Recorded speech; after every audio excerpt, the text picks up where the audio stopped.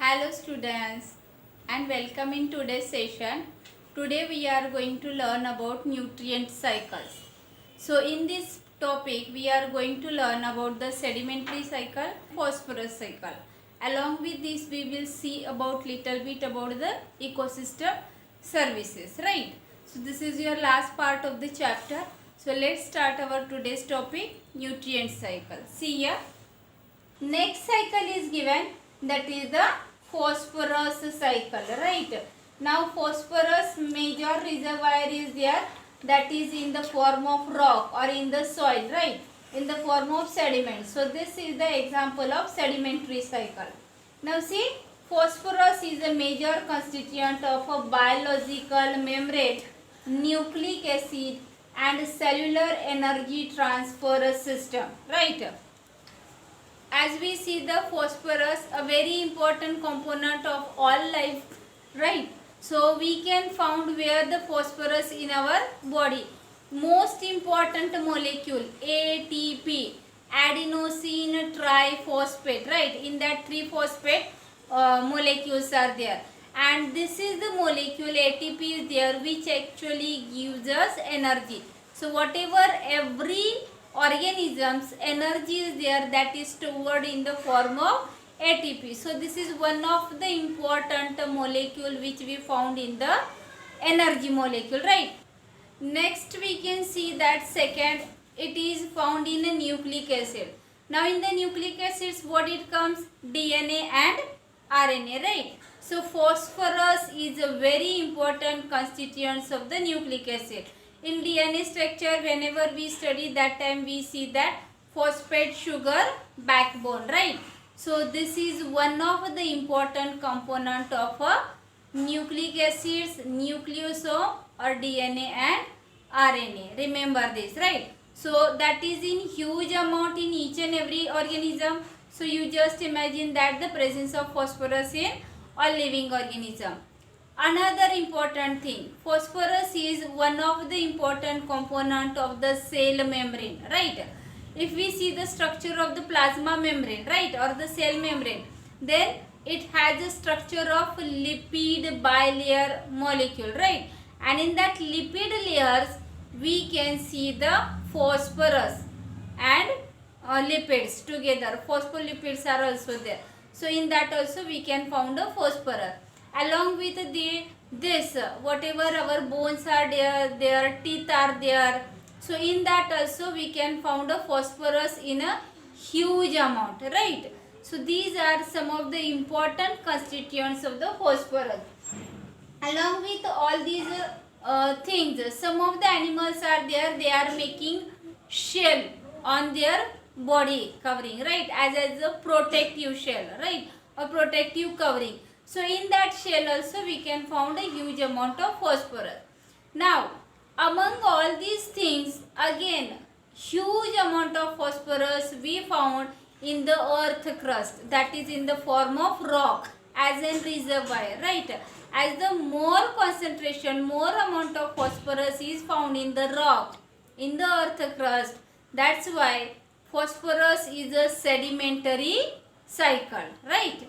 Now this phosphorus which is present in the form of rock, whenever this rock get withered, right, due to environmental conditions, right, so it get break down into a smaller particles, get dissolved into a rainwater, and it's available for the roots of the plant.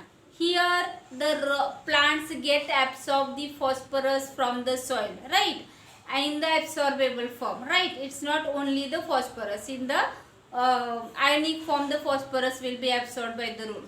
And as these plants will absorb the phosphorus, the phosphorus will incorporate into the plant's body, and you know then further chain, right, food chain. So from the plants it will go to the animals, right, then from the animals then means herbivorous it will be, then it will go to the carnivorous, and in this way it will pass through a food chain, food web.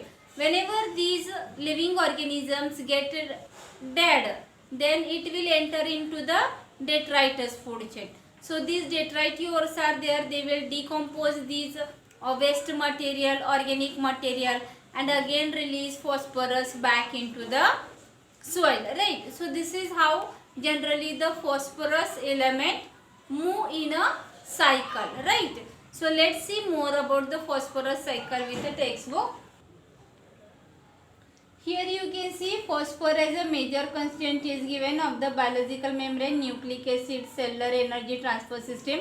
Means here you can say about the ATP, right? Even it is used for making shells, bone, teeth, present in rock, right? And whenever this rock get withered, it will get dissolved into a soil solution. Means it will dissolve into a water and mixed into the soil particles. In between the soil particles it will be present. That is what it is called as a soil solution. This soil solution phosphorus is get absorbed by the roots, then enter into the herbivorous, then it will be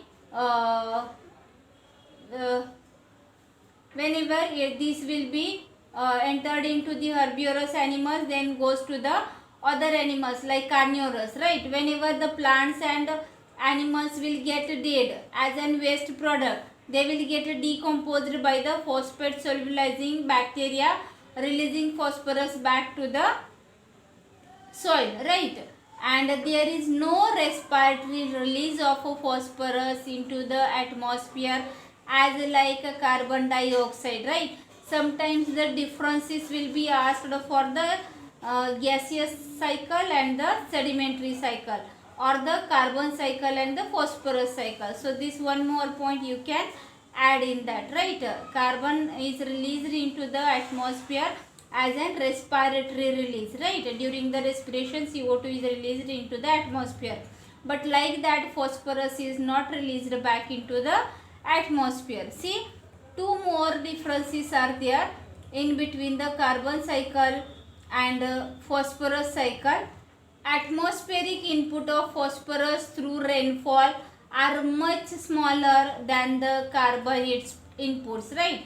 So how the input of a nutrient elements are given here, or the nutrients are given here. See, atmospheric input of phosphorus through rainfall, right, is a very less amount as compared to the carbon inputs. So carbon is get input into biosphere through a rainfall is higher as compared to the phosphorus. Second is that gaseous exchange of phosphorus between the organism and environment are negligible, right? Because phosphorus reservoir is the sedimentary one, soil one, in the form of rock it is, right? So gaseous exchange is very negligible, and as the carbon is present in huge amount in a gaseous form as a CO2, so their gaseous exchange in the carbon cycle is more. So this one more difference is there that you can write in the carbon cycle and phosphorus cycle, right? Now see here, the figure is given of a phosphorus cycle. Very simply it is explained. This is what the reservoir of the phosphorus, that is the rock mineral, right? This rock mineral undergoes a process known as a withering. After withering process, whenever it will be mixed with a rainwater, then it will becomes a soil solution. Now soil solution, as it is present in the soil, it will be get absorbed by the plants, right? So it is uptake by the roots of a producer, that is nothing but a plants, right? So whatever the extra soil solution phosphorus there, that may be get run off with the rainwater, right? Then from the producers it will be entered into the consumers body, because all the consumers are depend on the producers for their food, right? When the consumers will get dead, when the producers will also get dead in the form of litter, right? Then when they will get dead or becomes as an waste, then detritus organisms are there, detritivores are there. They will decompose these all waste and again give the phosphorus back to the soil in the form of soil solution. So here this cycle get completed, right? Sometimes again the phosphorus enters back into the soil with the rainwater or may get deposited in the form of rock when the concentration will be very high, right? So in this way phosphorus will be move in a biosphere. So this is what a phosphorus cycle. Next point is their ecosystem services, right? Last point it is now ecosystem services, right? Now ecosystem services. Ecosystem services means what?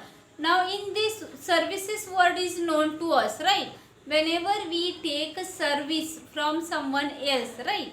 Then we are providing something to that person in return to that service, right? For example, take an good example of your day-to-day life, like pizza delivery is there. So if you order, then they will give a pizza at your home, and for that delivery service also they are charging, right?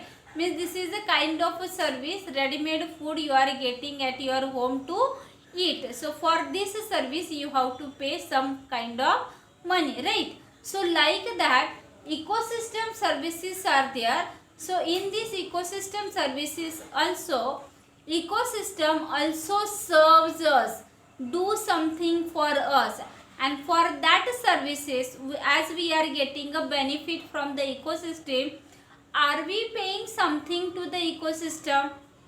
No, right? So this is what we are learning in this point, ecosystem. Now you will say that which service we are taking from the ecosystem. Now just imagine, very simple, right?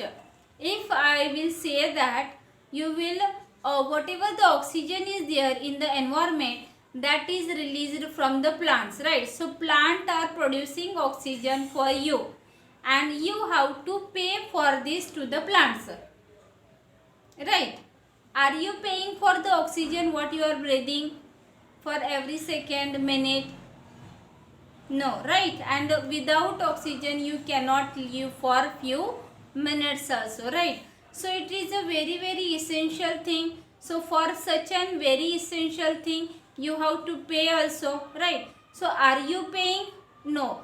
Like this, so many services are there in the ecosystem that we are taken as an granted, right? Even we are not thinking that someone is doing it for us, and because of something we are getting this benefit. This is just we are thinking that this is our right and has to do, and we don't have to pay for it, even we don't have to think about this. No, it's not like that, right? So like this, so many services are there, and it is we are utilizing it free of cost, right? Just imagine if we have to pay for all these things to the ecosystem, then how much you will pay, what will be that amount, and are you able to pay for all these things? Just see, this is what we are learning in this point, ecosystem services. In ecosystem services, there is a wide range of economic, environmental and aesthetic goods and services, right? So what we are getting from the ecosystem? Economic, environmental and aesthetic goods and services we are getting from the ecosystem. The product of ecosystem processes are named as ecosystem services. So whatever different products we are getting from the ecosystem, these or processes are there, these all are considered as an ecosystem services. Now which different services included in this? See, take an example. Healthy forest ecosystem purifies air and water, right? So water also get purified and air also get purified by the ecosystem. Mitigates droughts and floods, right? Means droughts and floods will not be occur because of the ecosystem. It will be managed. Then cycle and nutrient. Just now we have studied about the carbon dioxide cycle, phosphorus cycle, right? Nitrogen cycle.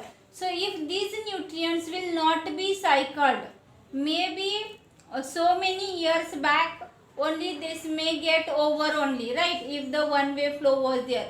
As these nutrients are moving in a cycle, that's why all lives are going on. So this cycling of nutrient is there, that is also kind of a ecosystem services.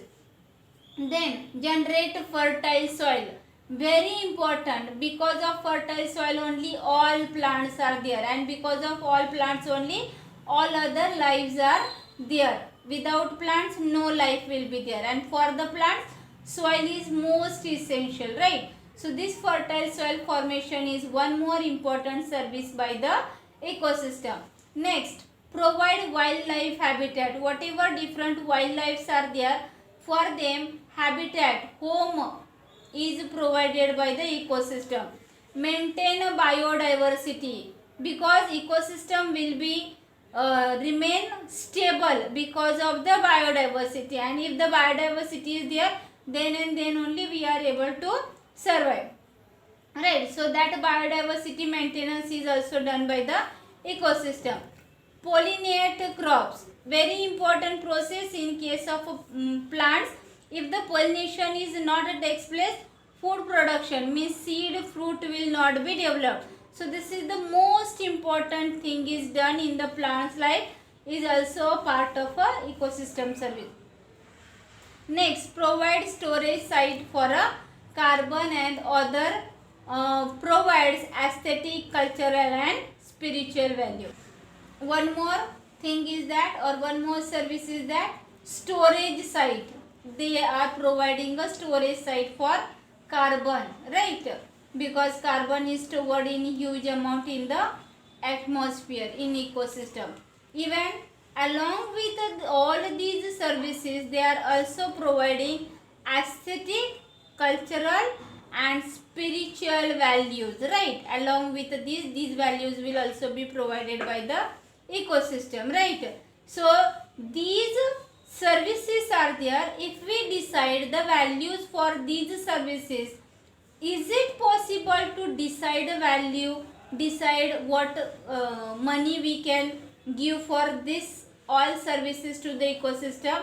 No, it is very difficult to determine the any value for such services of ecosystem, right? Now suppose if you think biodiversity should carry a hefty price tag, then right, then what will be a price? See, Robert Constanza and his colleagues have very recently tried to put a price tag on a nature's life support services, right? Now they just tried that a minimum this much amount we can keep for this each service, right? So average price tag of US dollar, if they have tried, then whatever they have calculated based on that, average price tag of US dollar 33 trillion a year on these fundamental ecosystem services are there, right?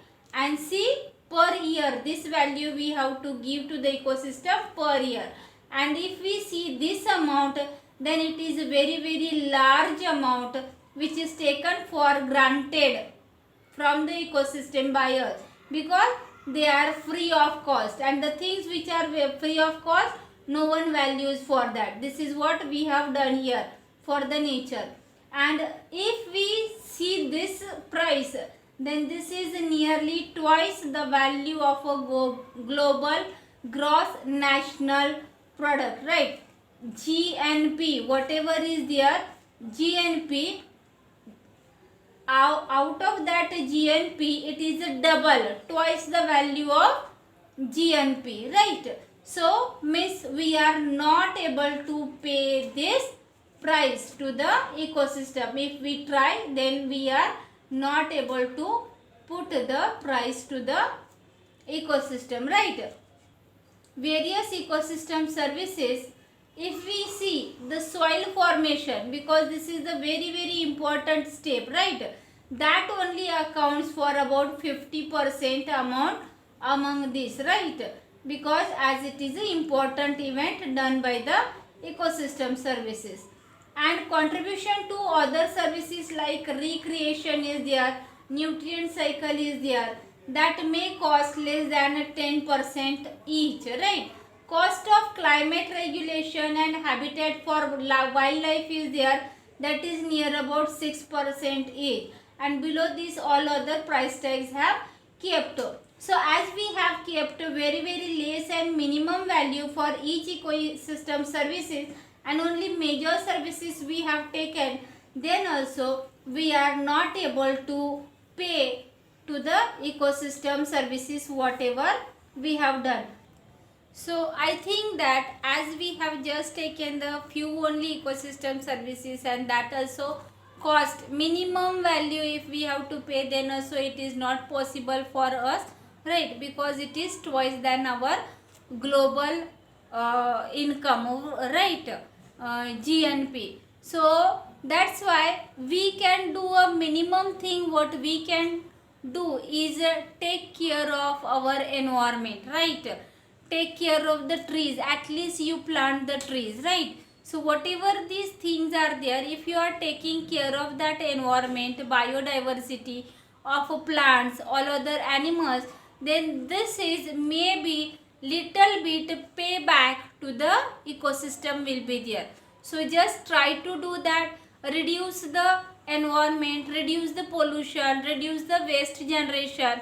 So this is also kind of a help or payback to the ecosystem, right? So just try to do this, and that will again help to us only, because whenever we do something good for others, then it will comes as a double to back to us only, right? So you just do good for the ecosystem will do 100 times better for you, right? So do well. If you have any doubt in this, ask me or write in comment box. Otherwise complete your notes and send me the pics. Prepare well. All the best.